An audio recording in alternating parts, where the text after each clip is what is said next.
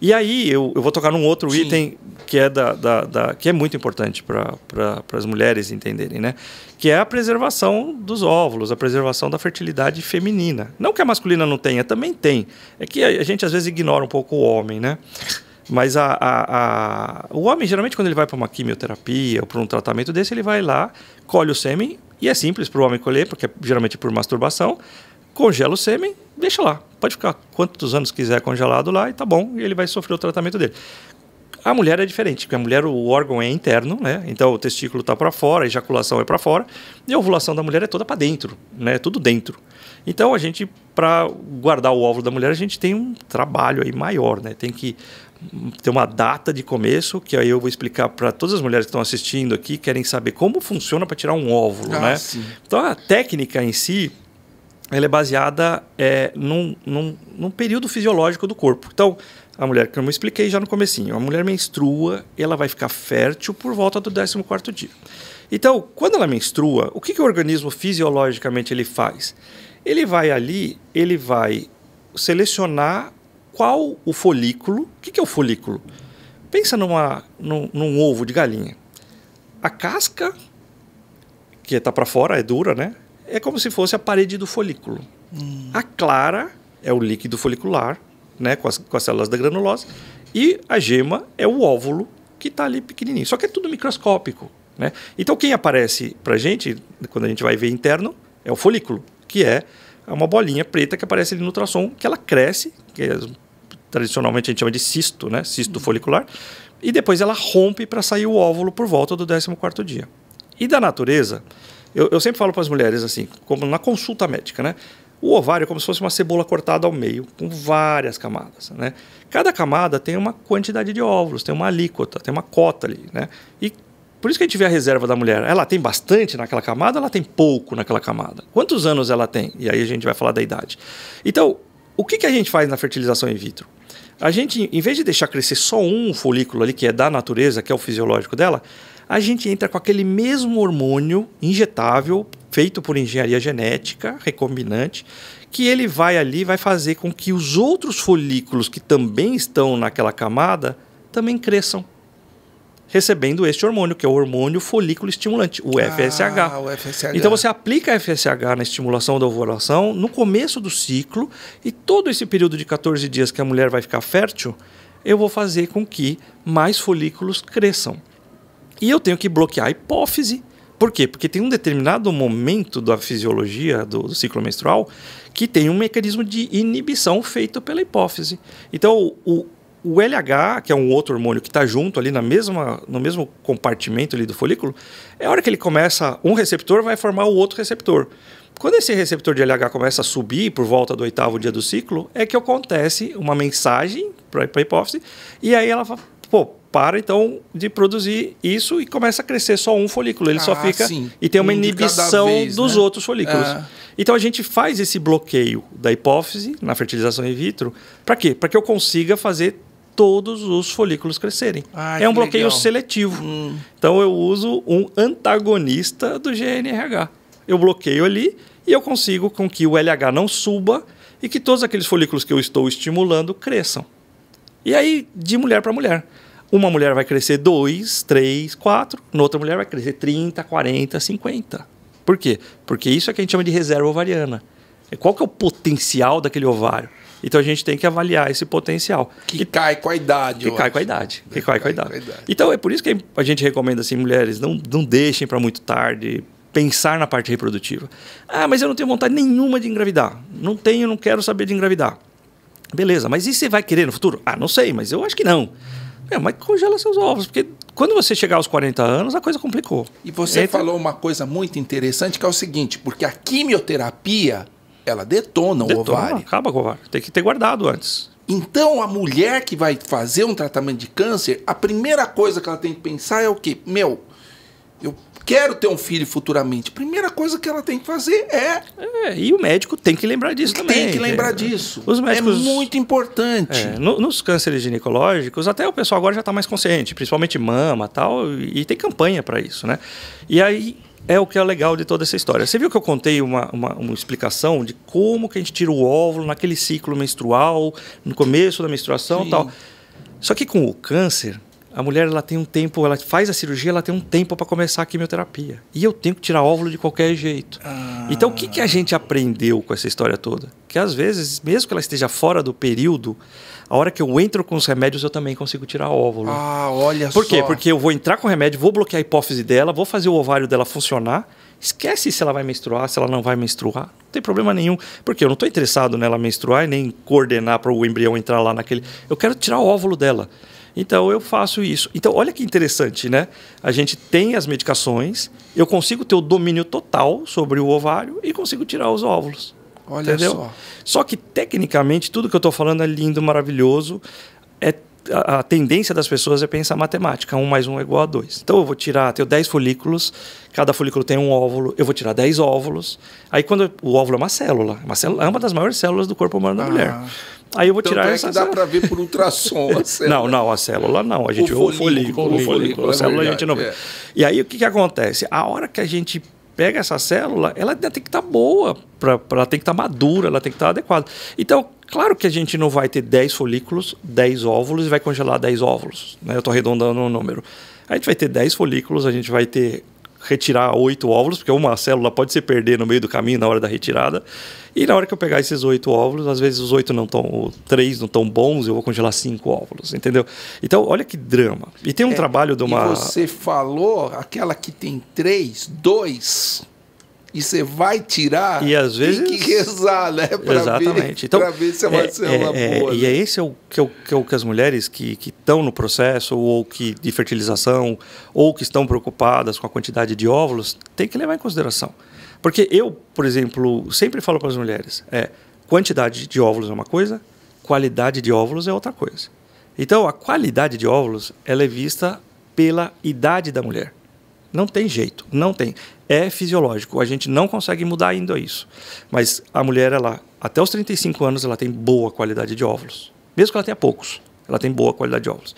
De 35 a 40 anos, tem uma queda da qualidade de óvulos. E depois dos 40 anos, uma queda mais profunda ainda. E eu vou explicar isso de uma forma bem legal mesmo. O homem, ele tem o espermatozoide, é produzido no testículo, ejaculado depois de 40 a 50 dias. Então ele amadurece no epidídimo que fica do lado e ele é ejaculado depois de 40 a 50 dias. Ou seja, é uma célula que tem um núcleo de 40 a 50 dias. O óvulo é um óvulo, ele já estava lá no útero da mãe, ele já estava lá. Então, uma mulher com 35 anos, ela tem uma célula que tem um núcleo de 35 anos. Olha, vou voltar para o colégio. Vamos fazer o pareamento dos cromossomos, né? Crossing over. O núcleo vai descompactar do espermatozoide, o núcleo vai descompactar do óvulo e vai lá fazer o pareamento do cromossomo. É óbvio que quando descompacta um núcleo de 40 anos, 35 anos, ele tem mais erro. E a hora que vai formar um ser, aqui vem 23, aqui vem 23, vai formar um ser 46, que vai ser XX se for mulher, XY se for homem. Na hora que eu descompacto e faz isso, vai ter erro. E são os embriões que a gente fala que são aneuploides, são embriões que não formam o 46XX ou o 46XY. Vai ficar faltando uma peça, ou vai ter uma peça a mais. Entendeu? Então ele vai ter uma monossomia ou uma trissomia, ou seja, síndrome de Down é uma trissomia do cromossomo 21. Então, por que eu expliquei isso agora rapidamente? Porque a mulher, quando ela passa dos 40 anos, esse risco de, por exemplo, trissomia do cromossomo 21 da síndrome de Down aumenta muito. E outras também. Essa que mais vive e a gente mais conhece. Mas tem síndrome de Turner, tem outra síndrome de Eduardo, síndrome de Patal, tem síndromes que vivem, né? Então, a gente tem que lembrar que quando começa isso, não é que a mulher não vai engravidar. Sim, ela vai engravidar, pode engravidar. Mas ela vai ter mais aborto, ela tem menos chance de engravidar. Entendeu? Então, para que deixar correr esse risco esperando a gravidez depois dos 40 anos, se você poderia congelar essa célula num momento saudável, num potencial melhor dela, porque ela vai ficar em stand-by, ela vai ficar parada naquele período. Então, se eu congelo o óvulo entre 30 e 35 anos, eu tenho um óvulo que está congeladinho ali. Sobre o efeito do congelamento do óvulo sobre ele, tem muitos anos ainda para a gente aprender, mas mesmo assim é menos agressivo do que o óvulo envelhecer.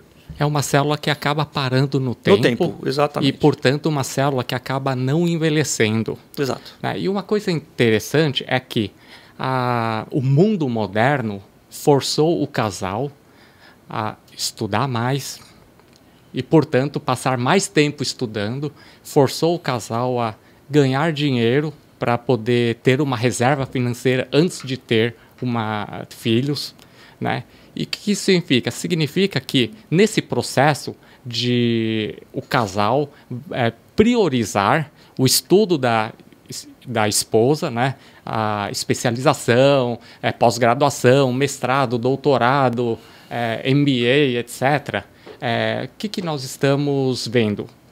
Bastante casal tentando filho depois dos 40 e com muita dificuldade de ter filho.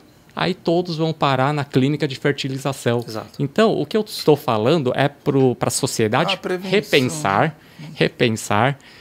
na possibilidade, ao priorizar demais os estudos, por exemplo, ou o trabalho, né, para ter filho depois em melhores condições. Na verdade, nós estamos diminuindo a possibilidade de engravidar.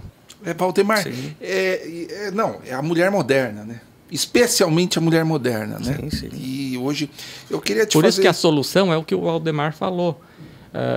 Não tem nada de errado estudar, continuar estudando ou priorizar a parte acadêmica ou profissional. Não tem nada de errado, mas congela os óvulos e o espermatozoide. Eu queria te fazer uma... Antes de a gente avançar, que o assunto é muito interessante, né? Primeiro, a segurança do congelamento de óvulos. Você dá uma ideia para as mulheres se é seguro, como é que funciona. E, Valdemar, você sabe que no Brasil existem dois mundos, né? O mundo que tem recursos e o mundo que não tem recursos. Existe isso pelo SUS, enfim. Você pode começar primeiro e depois... Com certeza. O congelamento de óvulos é seguro, tá bom? É importante que entenda isso. E essa segurança ela vem de vários aspectos. Tem gente que tem preocupação até se não vão trocar meus ovos no laboratório. Exatamente. É tudo registrado na Anvisa, tá bom? Hoje a gente tem a Anvisa fortemente atuante, né? Então a gente tem um negócio chamado Cisêmbrio. Tudo que é produzido no laboratório é um site da Anvisa que a gente tem que registrar tudo que é produzido no laboratório e registrado na Anvisa. A Anvisa é um órgão extremamente sério. Né? E aí a gente tem também o congelamento, a forma do congelamento.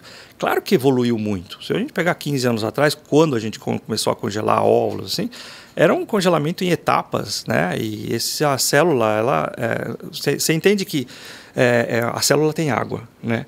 Então, na hora que você congela e descongela, existe uma retração, uma expansão, né? Porque se transforma o meio ali, do sólido, líquido, né? Então, o que acontece? Quando descongelava, dependendo da forma de congelamento, a célula é uma célula grande, com citoplasma grande, ela estourava. Porque no descongelamento expandia, os cristais desfaziam, aumentava ali, expandia e estourava. Então, hoje a gente faz um congelamento mais rápido, que a gente chama de vitrificação dos ovos, e os meios de proteção, que a gente chama de crioprotetores, são muito mais eficazes. Então a gente tem como fazer isso e ter uma sobrevida de óvulos muito maior. Muito mesmo, chegando a 70%, 80% de sobrevida dos óvulos. Isso é bom, né? Então, todo mundo pergunta, quantos óvulos eu devo congelar? A gente, claro que usa a ciência para responder, né? Então, tem uma autora super famosa, que o trabalho dela, acho que é o mais citado hoje nessa área, que é a Sunkara. Ela mostra que, assim, 15 óvulos congelados, você vai ter mais chances, 60%, 70% de chance de gravidez. Para 15 se coleta uns 18, né? Exato. Mas se você pensar que se eu tenho 50%, 60% ou 70% de gravidez aos 45 anos, qual que seria a minha chance, uma mulher, de engravidar aos 45 anos? 1%, 2%, 3%. Então, quando ela congela óvulo antes, ela vai ter 50%, 60%, 70% de gravidez lá na frente. Então, vale muito a pena congelar óvulo. É uma técnica segura que vale a pena.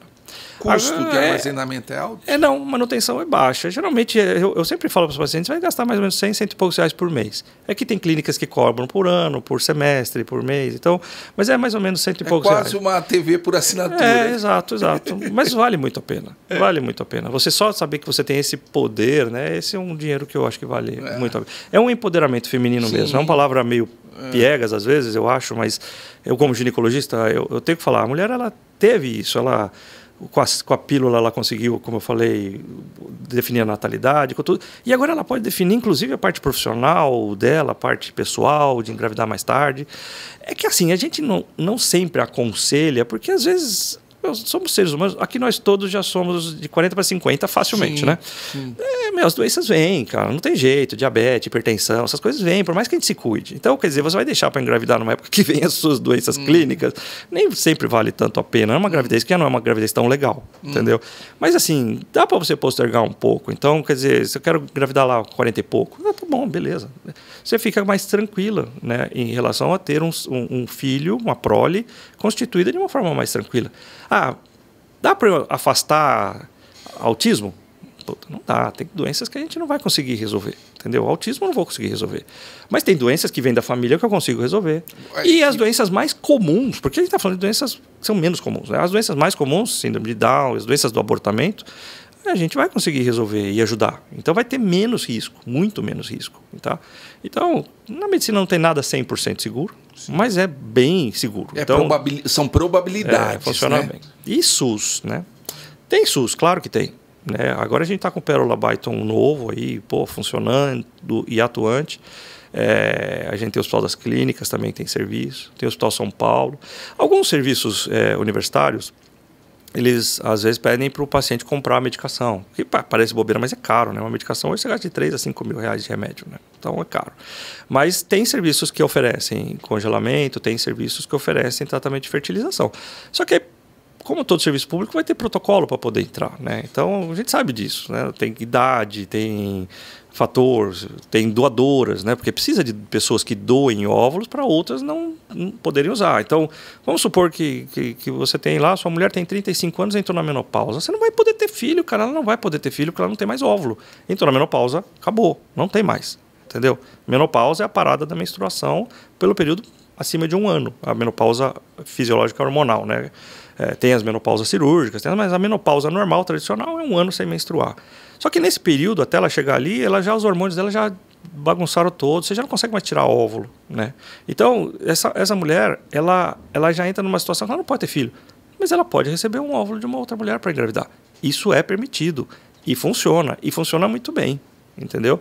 O quanto tem de problema genético nisso, olha, já faz doação de óvulos, doação de espermatozoides, banco de espermatozoides há muito tempo.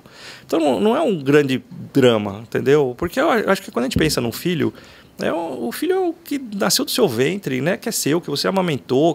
Não tem que ficar pensando, não é o meu DNA, não é... Tem muita interferência em cima disso, né? Então, até estudam aí se o DNA da mitocôndria, que passa pela célula sanguínea, tem interferência. Não, mas tudo isso aí a gente brinca, né? Que a gente fala que são devaneios da vida. Você fica filosofando sobre um assunto, né? Se o neném está triste lá dentro da barriga, não está. São coisas que a gente tem que usar um pouco da nossa imaginação e é lúdico, né? Uma coisa assim.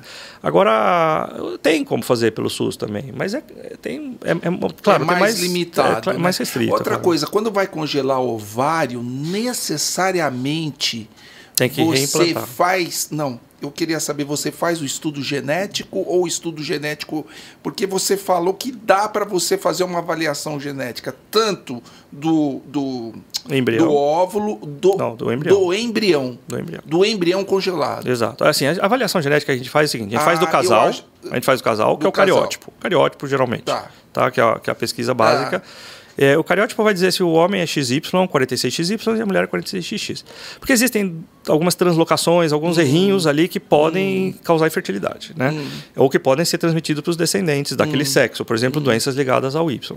Mas no embrião a gente também só consegue ver no embrião. Analisar o óvulo, porque o óvulo é o 23X da mulher, entendeu? Então é a própria mulher, né?